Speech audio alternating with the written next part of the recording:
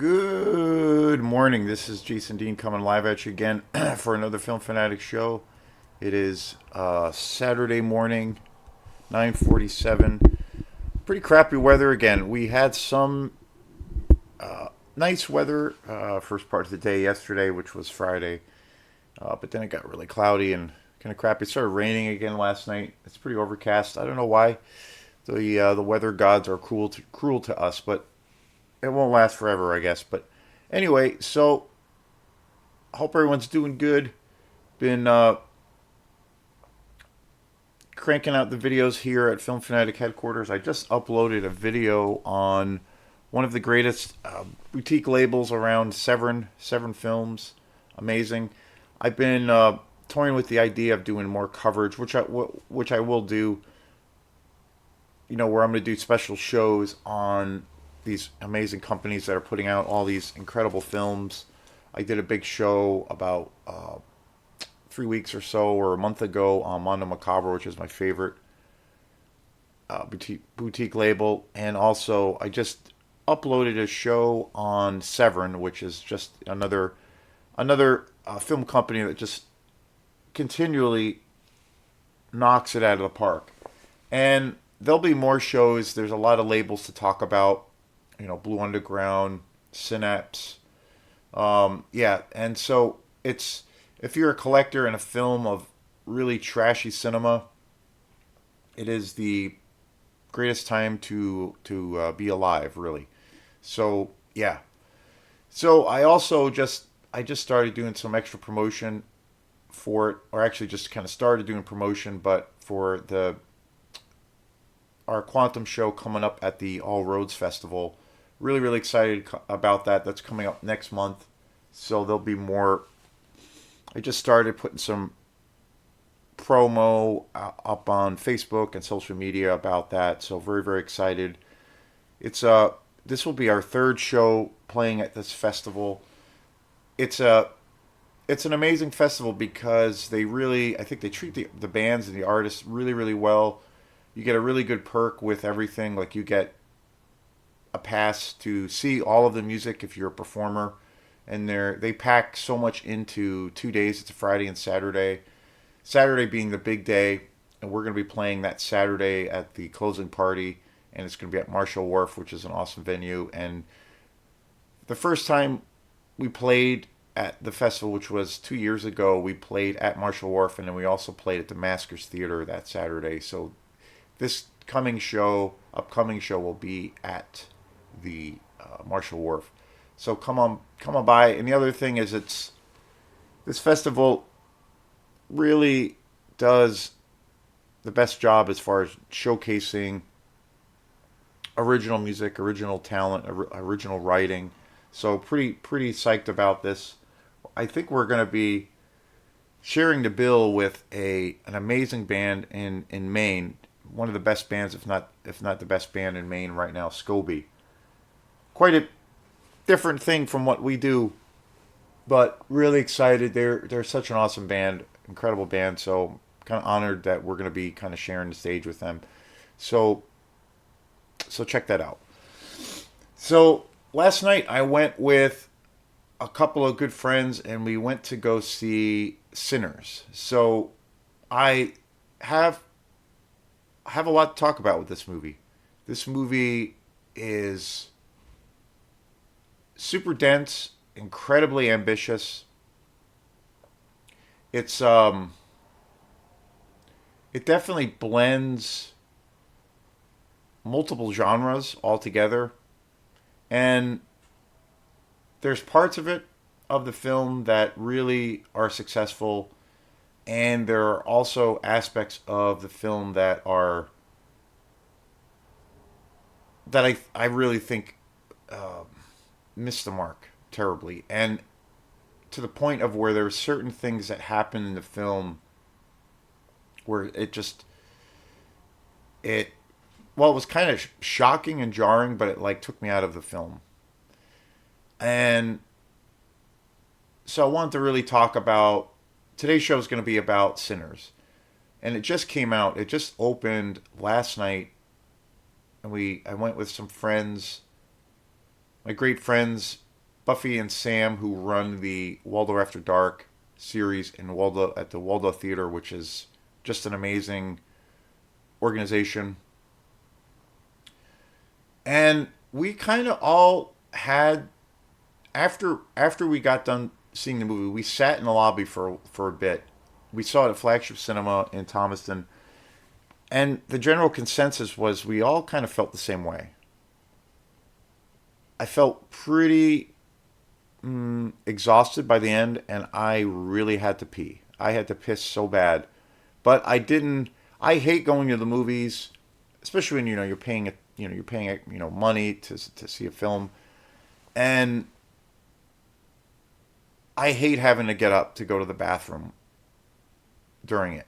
I generally don't, and very very rare. It's a very very rare. It has happened of where I've gone to a movie and I thought the movie was just such a pile of garbage that I left the theater. It's happened twice, maybe. I think when I first saw Batman vs Superman in the theater, I walked out of that movie, and then also when I saw the Matrix film.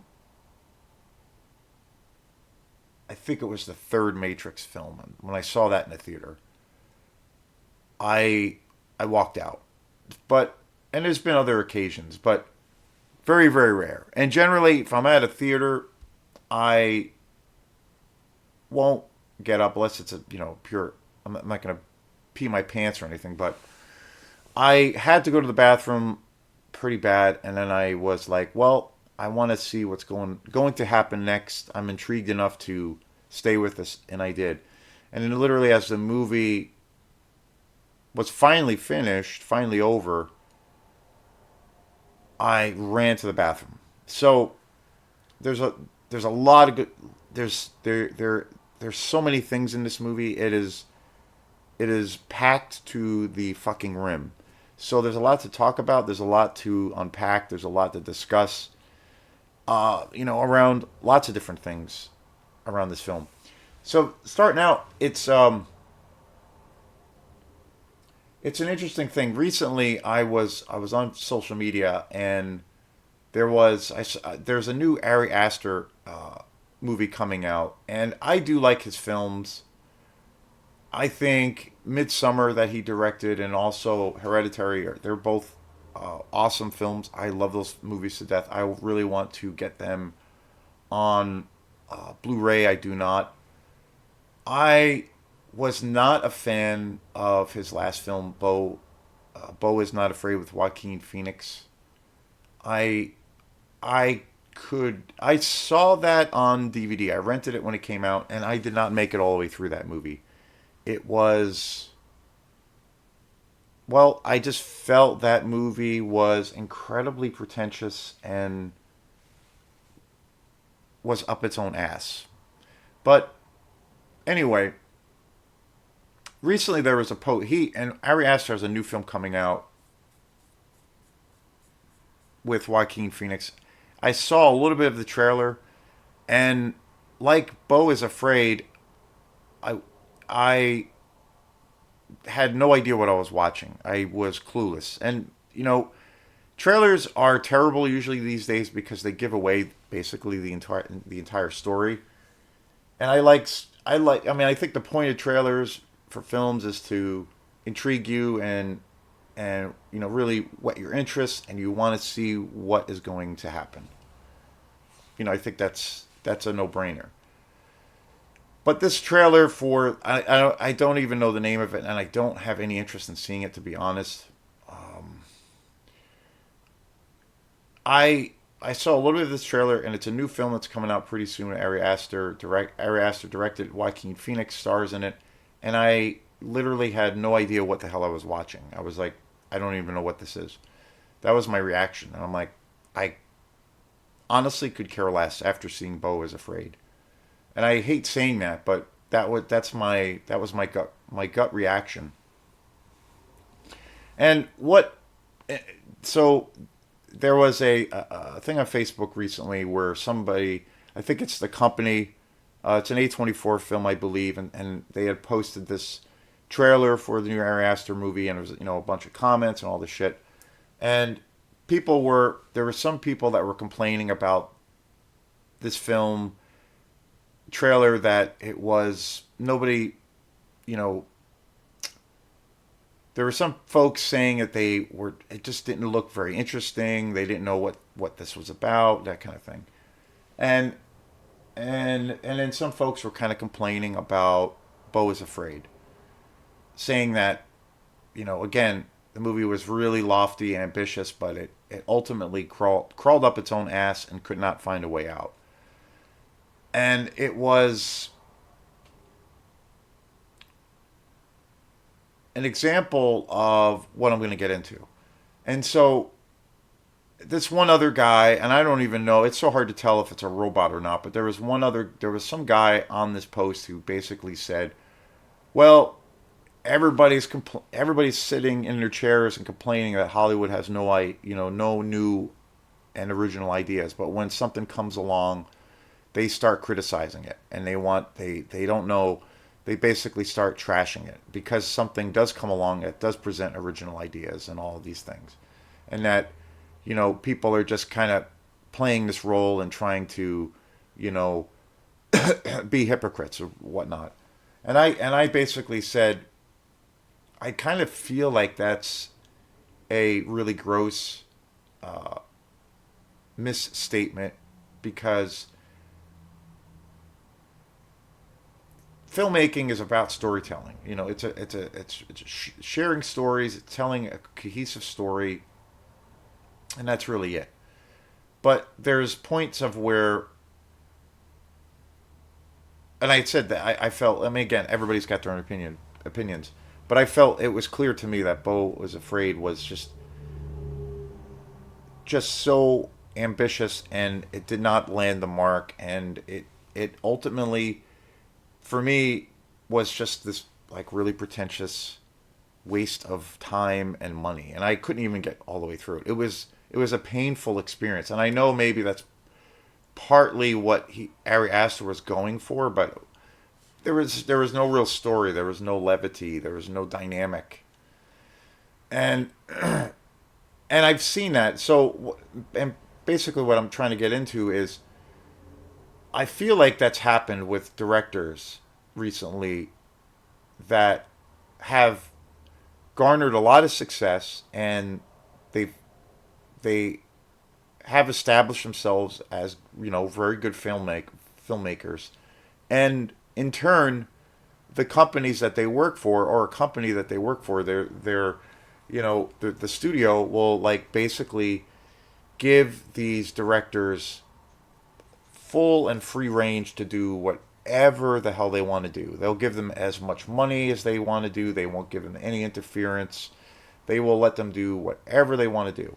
And yeah, at face value, that is awesome, because Hollywood does suffer from this really bad and gross and negligent thing of not wanting to, cultivate and put out original ideas and original content, because we live in an age where it's all established properties, IPs, sequels, reimaginings. You know, as far as original content, it seems at times like it's incredibly rare. So this is kind of the other extreme, and I think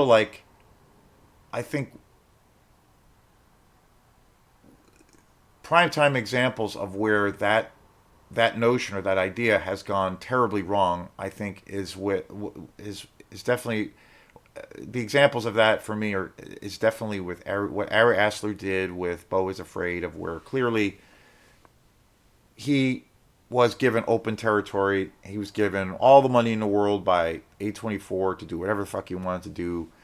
And felt like there was nobody in the room to say, hey, maybe you got to have that objective, someone who's going to be a little bit objective and kind of bring things down, pull things in a little bit when they just maybe go a little too far, and where it just doesn't make sense anymore. And so he was given an insane amount of money. And also Todd Phillips, the same thing happened with the Joker. where the first Joker was a massive, massive phenomenon, huge movie, the biggest rated R film of its time. And also, I feel like this is the exact same situation. The studio gave Todd Phillips because of this success, and he's a very good director in a lot of ways, but he's very hit or miss. He's made some really great films, but this was the same example of where the studio gave him anything he wanted, massive budgets, all the shit. And that movie was, I think, literally impossible to watch. I could not get through that movie because again, it was that same thing of where there's no cohesive story. There's all these ambitious ideas, but the plane never lands safely. And it's due to nobody having any sense of levity that's involved with the film and being realistic and objective of saying, well, you know what? I don't think this really makes sense. We gotta connect the dots. And I really think with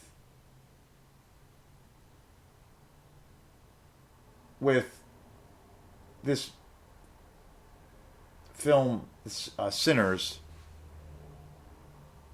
it's an example of the same exact thing. The same exact pitfalls that where I mentioned these other directors, other films, and these other studios. It's just, to me, it's the same exact scenario as what we're seeing, and it's this weird trend now in Hollywood of where there's no middle ground. There's no levity. There's nobody, you know, willing to tell the filmmakers or be able to like lasso it in a little bit and be like, well, we're in the business of storytelling. We got to be able to like land the mark safely and string all the ideas together. And I'm just like, where has that gone? And I just feel like with Sinners, which we just saw last night, I saw last night, to me it's the same exact thing as what I talked about with these other films. I do think Sinners is a better film, and obviously I watched it all the way through. But ultimately, I think it suffers from those from that same, it's part of that same situation, that part of that same dilemma. Like Hollywood doesn't really know.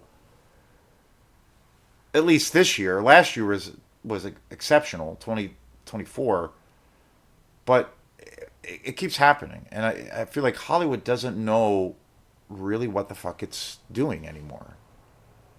There's no middle ground. There's no grounded reality as far as what can we do to just tell a good fucking story. And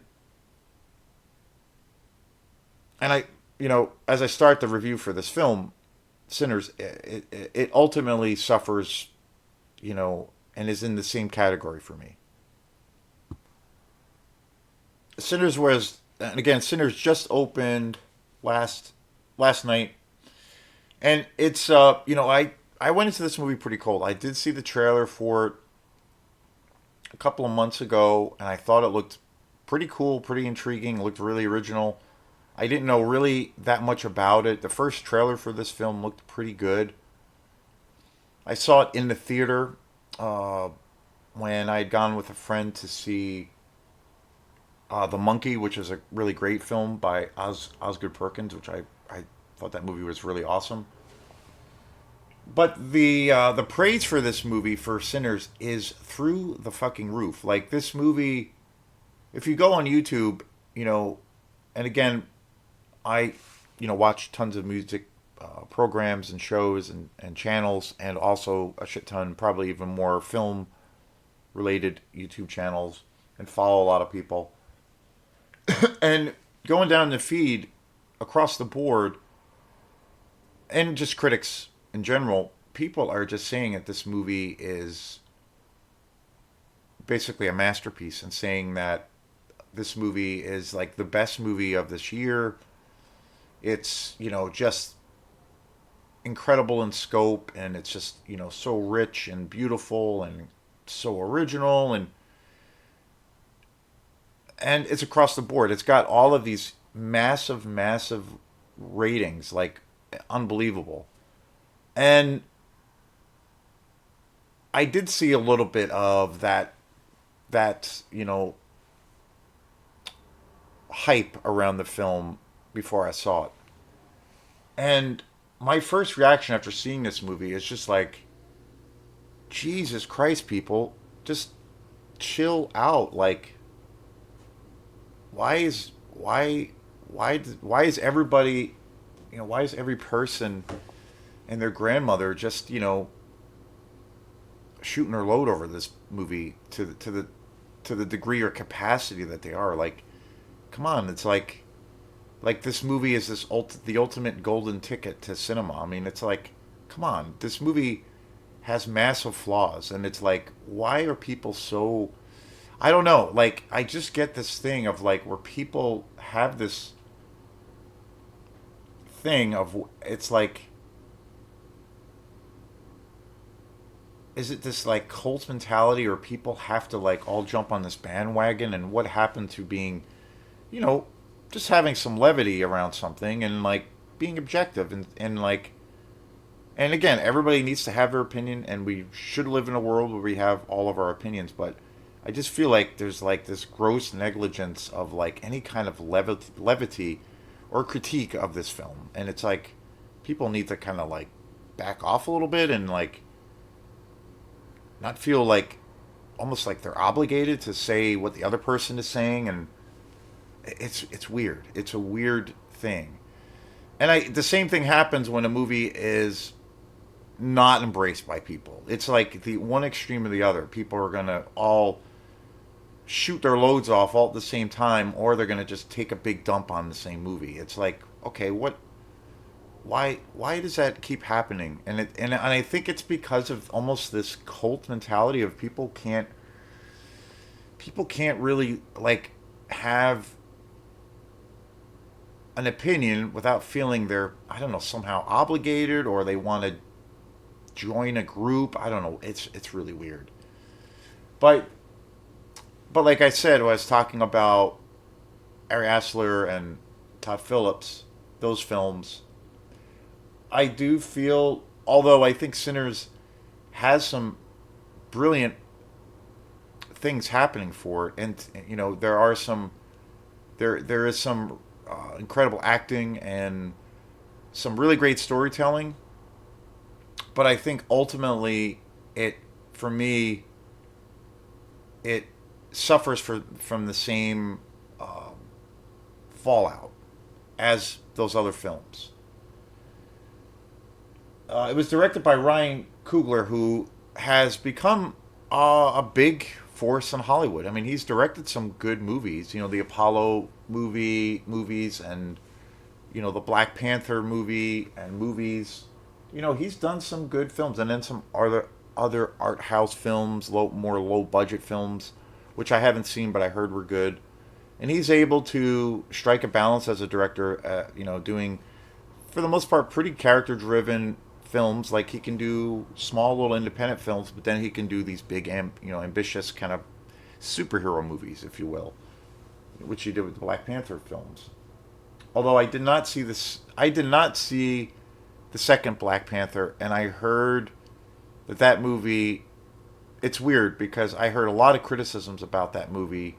I also heard a lot of good things, but I heard that people that did not like that film, the way they described it is how I feel about Sinners, even though I did not see that movie, if that makes any sense. So, anyway, the cast is really great.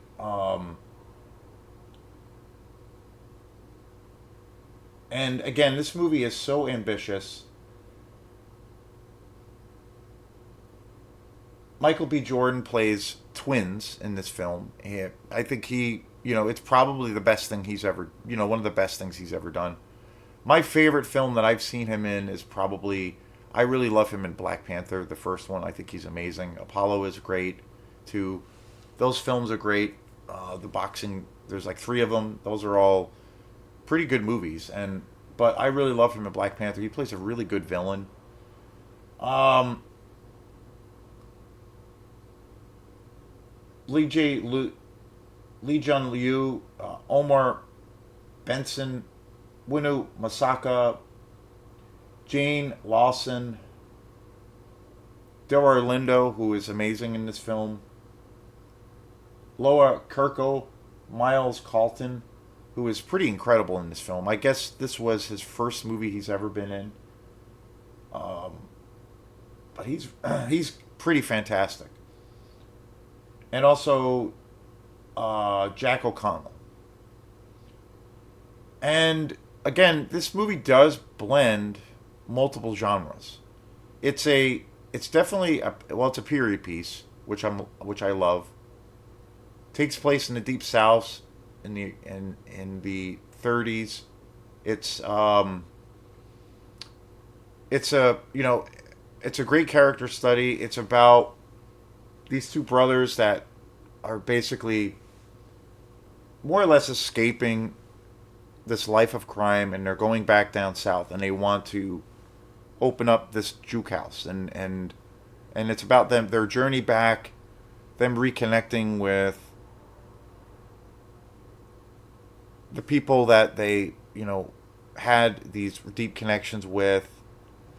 And it's also, it deals with a lot of social commentary, obviously, with racism, class warfare.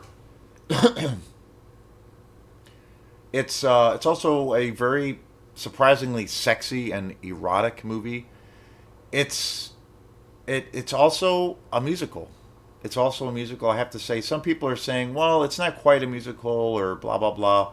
It has the music for this film is really really good, but I think to the point of where, for me, the for me the music is really great, and the exploration of African American culture. It's really interesting. It's very well done.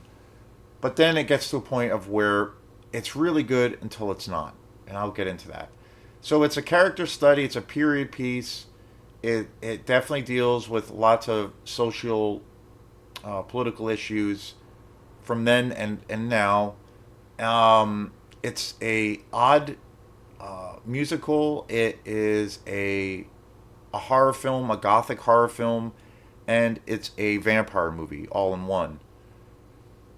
But it goes into other genres, and Powering it thought. does go into other territories. Um, and the problem with this movie, again, the first half of this movie is really great. The writing is super captivating. It's the characters that you we are introduced to, and I was in it to win it. I was This is really great. I like Again, I love the pacing until I didn't. Um I like that this movie had a lot of ambitious ideas and really wanted to was definitely swinging for the fences, for as far as taking things to certain extremes and trying to land the mark. But ultimately, I feel in a lot of cases it didn't happen.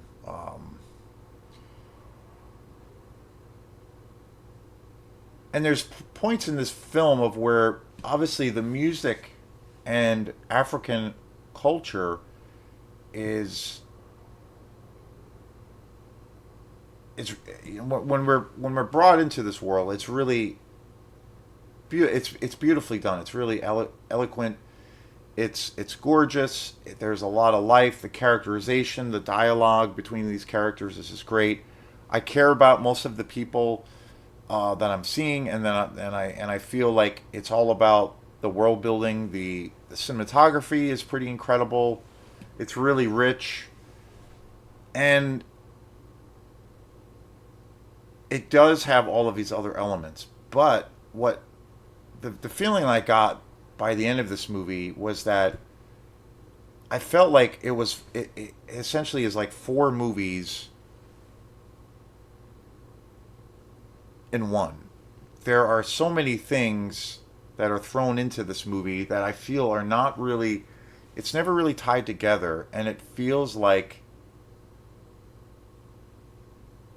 it's because it tries to introduce so many different ideas, and I feel like it's four movies in one.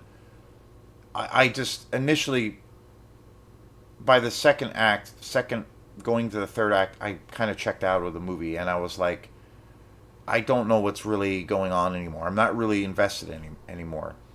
The musical aspect is really really good until it's not, because it ultimately becomes, it goes so far into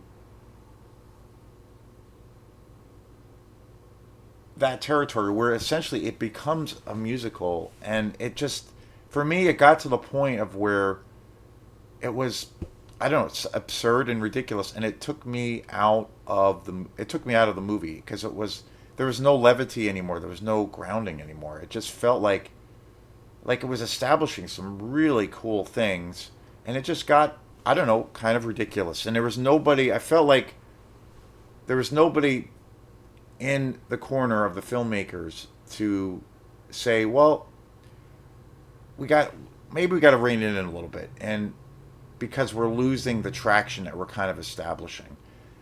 And I feel like that it goes off the rails when they start going so far into this deep dive and exploration of music and culture, especially with the music. It just gets absurd and kind of ridiculous, to the point of where I was like, suddenly I feel like I'm watching a musical, and to the point of where it just took me out of the movie, and the tone of the whole entire film shifted. The other thing is it introduces these ideas. There's one real interesting thing where we are kind of introduced to the head vampire of the film, and which is great.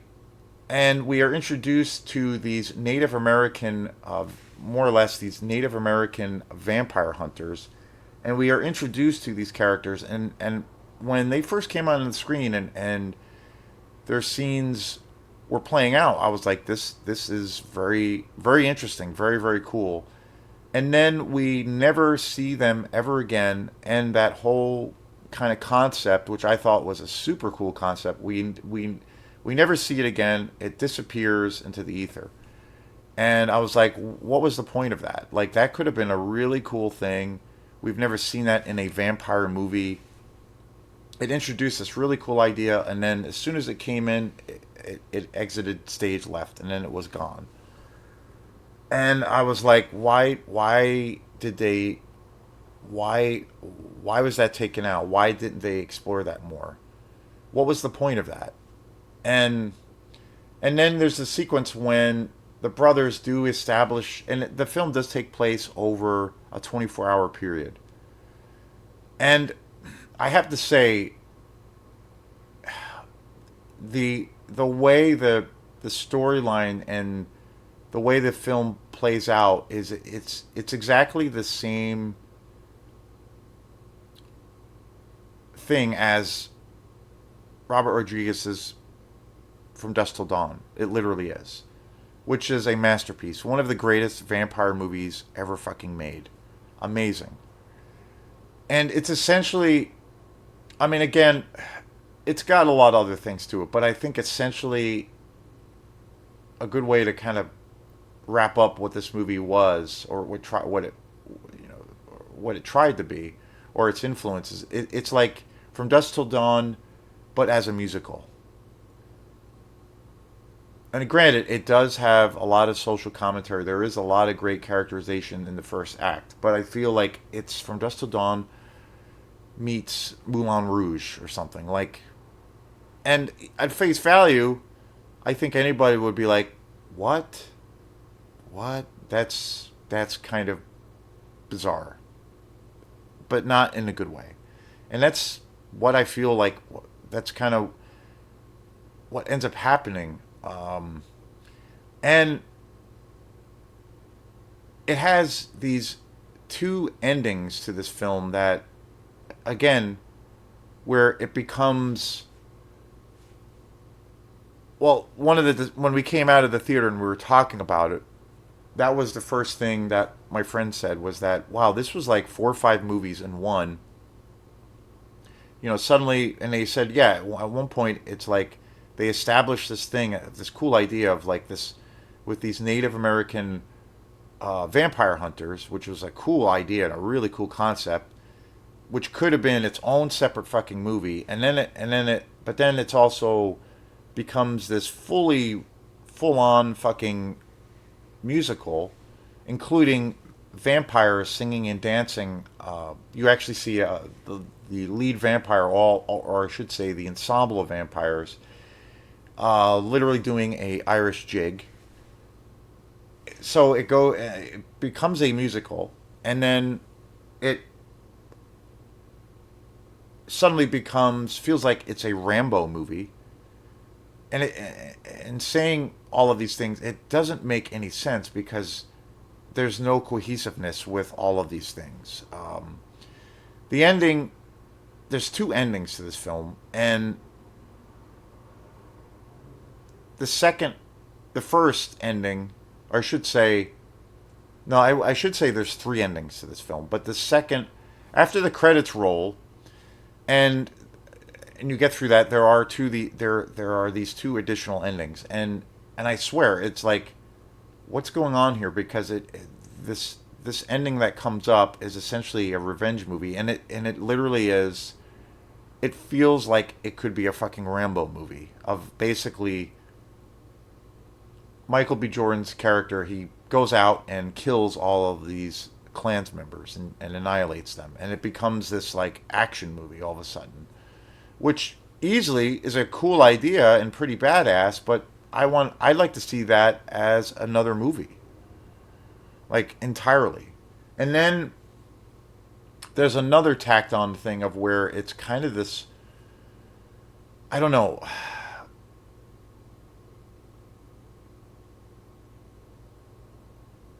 a love story. And it's essentially like 4 or 5 movies all tacked into one. And it was very disorienting. And the thing too was the thing about this movie, again, I will say, I do admire or give props to the ambition that was behind this movie, and it is an all original work. It's not based on an IP. It's not a sequel. It's not part of some other universe and what have you. It is a body. It is an original work. But I think it's again, there's so many fucking things going on in this movie, and it's not all tied together. And I felt like the first half of this film, you would never know that this is a vampire movie, and I was fine with that because it's essentially like kind of a melodrama. Great characters again. You're introduced to this world. It's a beautiful period piece. And it was great. It was great.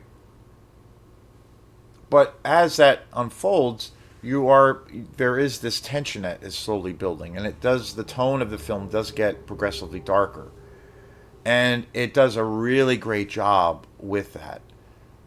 But then by the time we are introduced to the vampire characters, I feel like that tension's gone. Like I felt once we were it was a fully realized thing, and suddenly we are now in a vampire movie.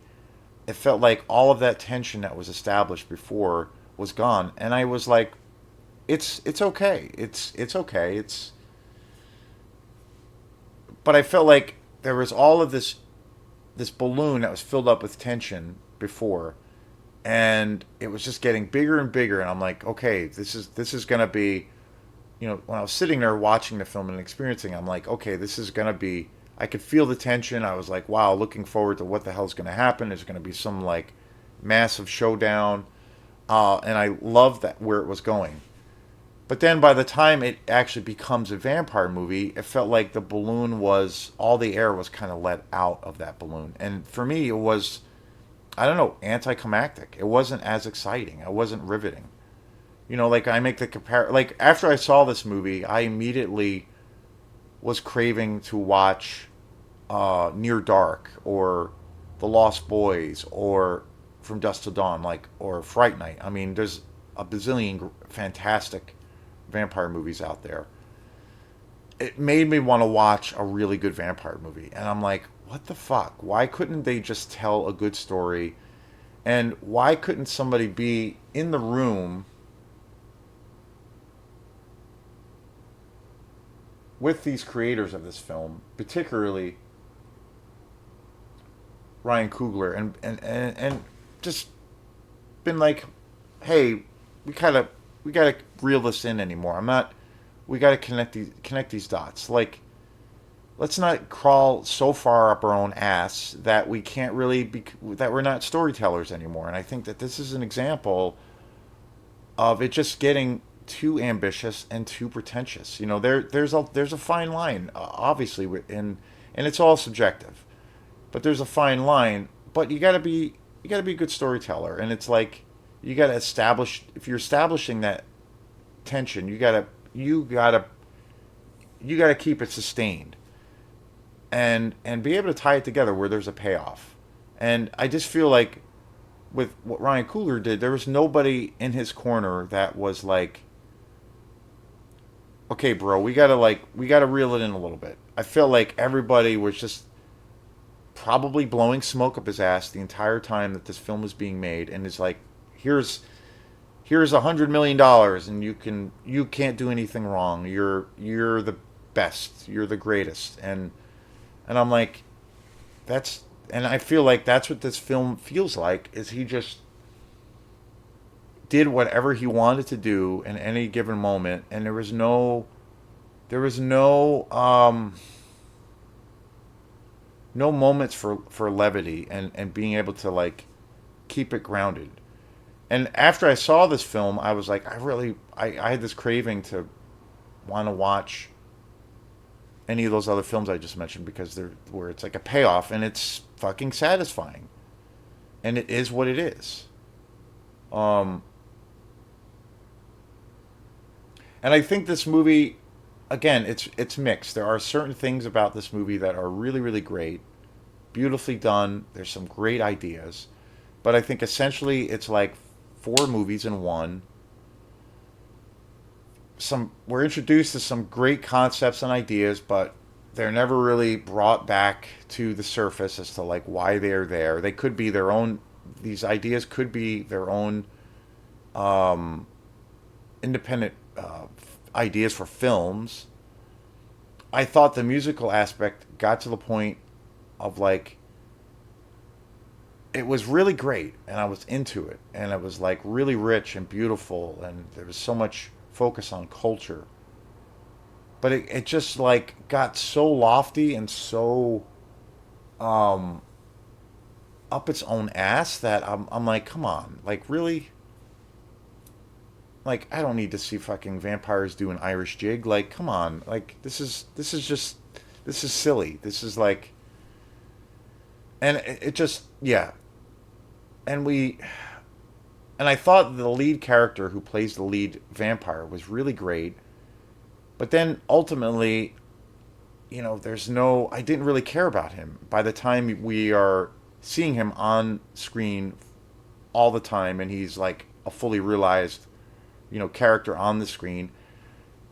All that tension and me having, being really interested in him as a character, like once he's fully realized, I was like, it's. I don't know what his motivation is. I don't really know why he's drawn to Sammy the kid. Like they don't really explain that and what this whole fucking thing is about. And it was just there were so many fucking ideas that are being thrown at you all at once.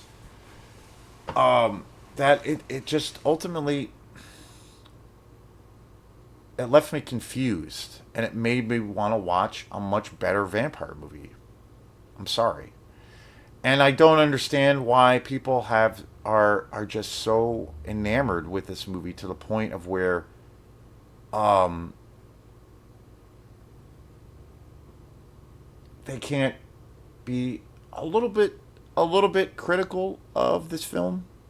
because there's plenty to be critical of, and there's no like, true, being grounded and using a little bit of objective kind of a little bit of an objective perspective on the film. It's weird. It's really weird, but there's none. I've seen a little bit of it, but barely.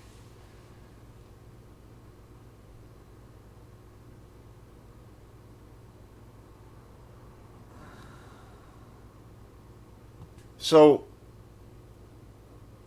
sorry, folks out there, if I'm raining on people's parades, but raining on a parade of like everybody just you know praising this movie to no end. I don't get it. I don't get it. And the other thing too was I feel like this movie drags ass. It's long as hell, and that's a complaint that I a lot of times frequently I don't understand with people who go to the movies. Where people are always saying, "Well, every movie that comes out is way too long," but meanwhile, most people will sit home and binge watch movies for fucking hours on end, and and what have you, because and then other folks say, well, it's different when you can binge watch a movie at home because you can press pause or like go make dinner, or go to the bathroom or whatever.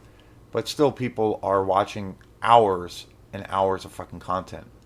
I spend a lot of time watching YouTube, and so I know I spend a lot of time online. But it's just hypocritical, and people say that argument. But I do. But also, I will say that movies generally are a little long these days, to a point. But I don't really think it's the length. I think when you look at a lot of classics, movies like Giant, for instance, or classic westerns by John Ford, or The Godfather. I mean, Apocalypse Now. I mean, there's so many great films that came out in the '60s and '70s and '50s that are now considered American classics. Their lengths were 2 to 3 hours. I mean, families would go to the theater and see them and spend a whole day in the theater. So it's but those are great stories that need to be told, and those are movies that need to be seen. But nobody was complaining about the length. So I think it's due to the length issue is because, well, maybe the writing's not great. A movie that I think is incredibly fucking ambitious and is incredibly lofty, but yet is able to continually climb and give you the ultimate payoff, even though it has so many ideas. It is super tight, super cohesive, and works in every way possible.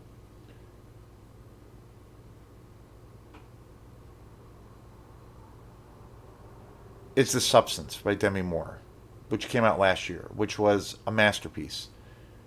That movie has so many ideas, so many different concepts, so many different things going on, but it's so fucking cohesive, and it just keeps that suspense that you're given in the beginning, and it literally fucking turns it up and sustains it throughout the entire length of the movie to where it blows the fuck up at the end, and it's a payoff.